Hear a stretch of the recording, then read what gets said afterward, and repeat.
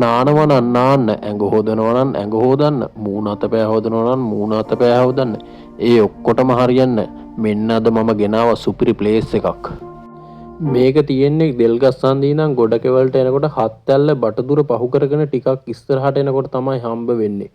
කොහොමද වතුර පාර සුපිරියක් නේද? මේකෙන් නාන්න තියෙනවා නම් සුපිරි සැපක් තියෙන්නේ ආ. බැරි වෙලාවත් ඔයාලත් මෙතනින් ගියොතින් එම නාන්න බැරි නම් මූණ අත පය හරි හොදගෙන යන්න සුපිරි වතුර ටික ආ. කුරුඳු හතේ නාගරික ඇත්තන්ට නම් කොහෙන්ද දිය පීලි. මේ වගේ පීල්ලක් දකින්නත් ඉතින් පින් කරන්න ඕනේ. ඔයාලටත් මේ දිය පීල්ල පෙන්වන්න ඕන හින්දා මම පොඩි වීඩියෝ කෑලි ටිකක් දාගත්තා. බලන්න ලස්සනද කියලා.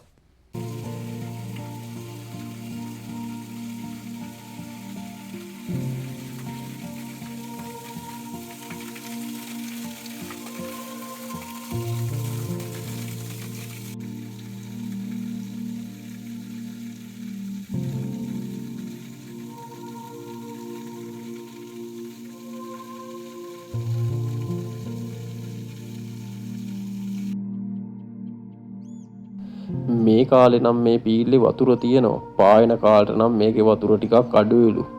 පායන කාලෙක නාන්නේම ඇවිල්ලා ඉරටකින් වගේ වතුර ඩිංගක් නේ එන්නේ කියලා මට බනින්නේ එහෙමනම් එපා. මේ කාලේ නම් තනියෙන් නෙවෙයි පවුල් පිටින් ආවත් කමක් නැහැ.